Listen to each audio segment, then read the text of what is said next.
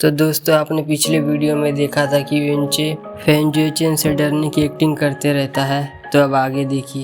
तो युनचे डरने की एक्टिंग करते हुए बोलता है, यंग बर्निंग क्लेन मास्टर, हमारी पास्ट में कोई दुश्मनी नहीं थी, तो इसका क्या मतलब है। तो फैन जुएलेवी युनचे को डरते हुए देखकर हंसते हुए साइड से बोलता है, पहले कोई दुश्मनी नहीं थी तुमसे सच में, लेकिन तुम बहुत बड़े बेवकूफ़ हो। चलो मैं तुम्हें बताता हूँ, वैसे भी तुम मरने वाली हो।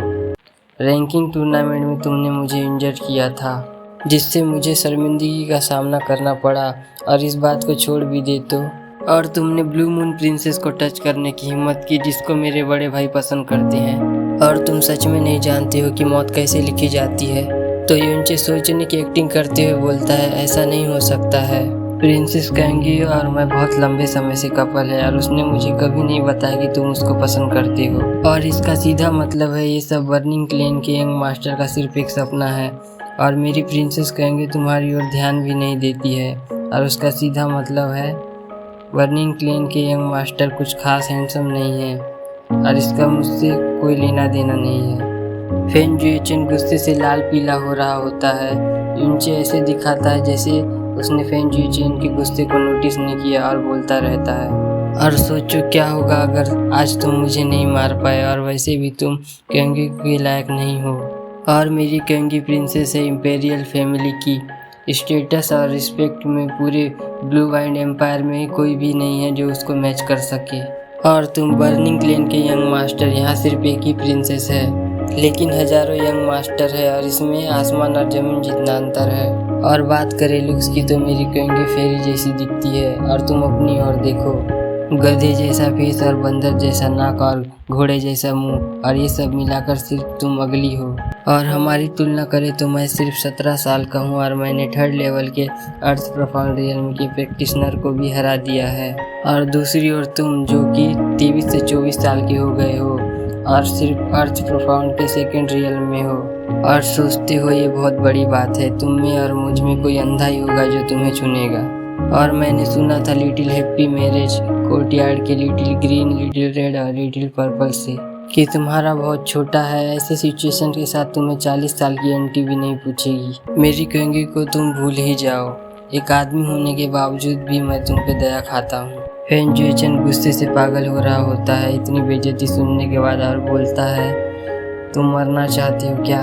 फिर गुस्से से एक अटैक करता है जो कि युनचे की तरफ होता है। इस अटैक को देखकर युनचे मुस्कुराता है, और फिर ड्रैगन फोल्ट उसके हाथ में आता है, और उससे फैन जुएचेन के अटैक के ऊपर एक अटैक करता है, जिससे बहुत बड़ा धमाका होता है, और जिससे ब्लू फ्लेम सभी ओर उड़ता है, और जिससे फैन जुएचेन के हाथ नम पड़ जाते हैं, और वो डरते हुए पीछे भागता है। लेकिन तब तक युनचे उसके सामने से गायब हो चुका होता है। तभी फैन जुएलेवी के चिल्लाने की आवाज़ आती है। फिर फैन जुएचेन उसकी ओर देखता है, जहाँ युनचे ने अपने पैर और ड्रैगन फोल्ट को फैन जुएलेवी के ऊपर रखा होता है, जिसका वेट 4000 किलोग्राम होता है। फैन जुएचेन का फेस चेंज हो जाता है, और बोलता है, तुम्हारी इंजरीज। तो युनचे बोलता है, मैंने नाटक किया था। फिर फैन जुएचेन अपने दांत चबाते हुए बोलता है, इम्पॉसिबल, मैंने सुना था कि तुम्हारी इंजरी बहुत ज़्यादा सीरियस है, और तुम्हारी प्रोफाउंड स्ट्रेंथ भी पूरी तरह से ख़त्म हो गई है। तो युनचे हंसते हुए बोलता है, इसलिए मैंने कहा था बर्निंग क्लेन के यंग मास्टर एक बेवकूफ़ हैं, जो अपने आप को पावरफुल समझते हैं। ये रियल में सबसे बेस्ट है तुम दोनों को मारने के लिए, जिससे किसी को पता भी नहीं चलेगा, और ये मेरे लिए भी सेम है, जिसको भी मैं मारना चाहता हूँ, और मैं बिल्कुल भी दया नहीं दिखाऊंगा। तो चलो शुरू करते हैं तुम्हारे छोटे भाई से।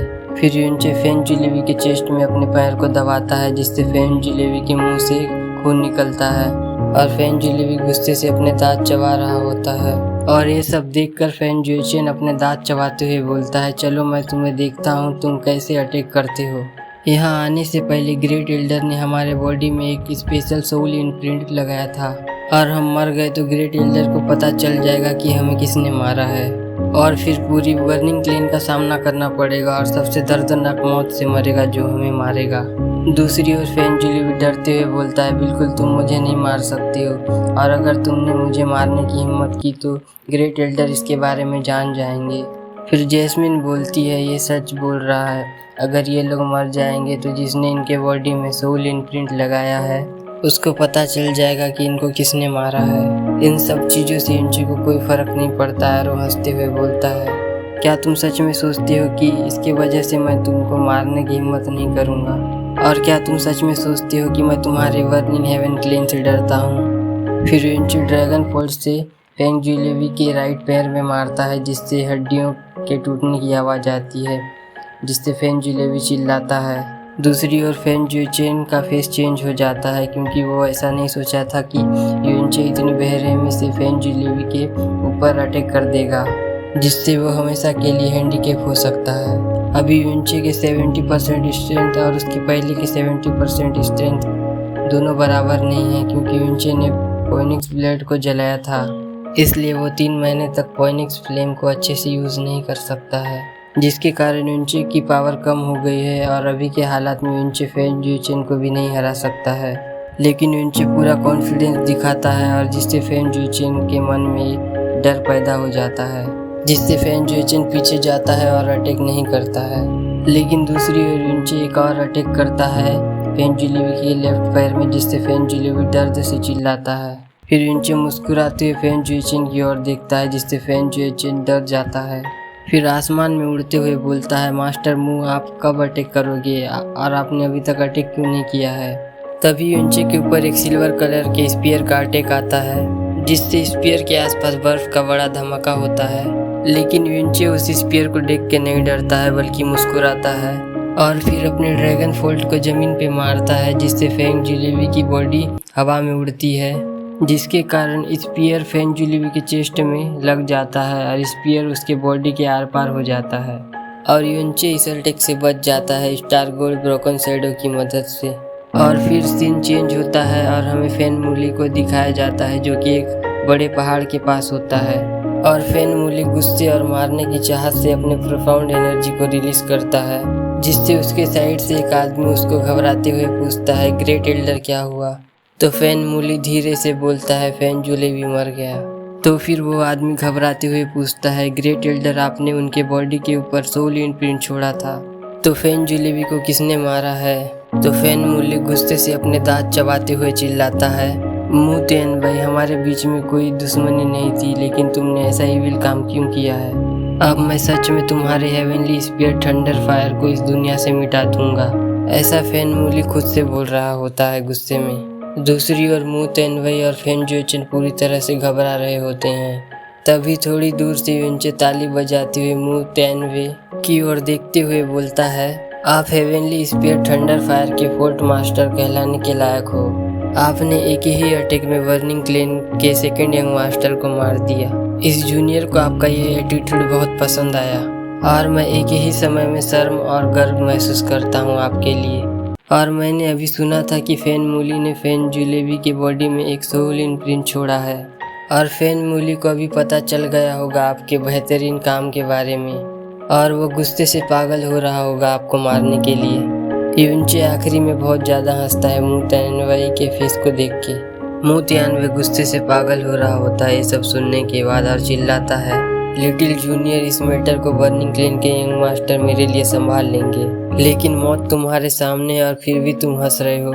तो देखो कैसे बेरहमी से एक ही अटैक में मैं तुम्हारी बॉडी की हड्डियों को तोड़ता हूँ। फिर मू तियानवे गुस्से से युनची की ओर उड़ते हुए आगे बढ़ता है, लेकिन युनची अपनी जगह से नहीं हिलता है और मू तियानवे की ओर देखता रहता है। तो इससे मू तियानवे को कुछ गड़बड़ लगती है और वो अपनी स्पीड को कम कर देता है। लेकिन तभी बर्फ से बने नुकीले स्पेक्स के अटैक मू तियानवे की आंखों की तरफ आते हैं, जिससे मू तियानवे रुक जाता है और तभी एक पतला सा कपड़ा आता है जो युनची की कमर से लिपट जाता है और युनची को अपने साथ ले जाता है और वो कपड़ा केंगी का होता है। फिर युनची उसका नाम लेता है, लेकिन केंगी बोलती है और कुछ मत बोलो, जल्दी चलो यहाँ से।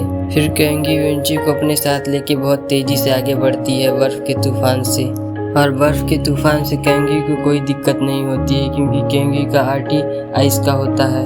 दोनों बहुत तेजी से आगे बढ़ रहे होते हैं और थोड़ी दूर से मू तियानवे पहचान जाता है केंगी को और वो वहीं खड़ा रहता है।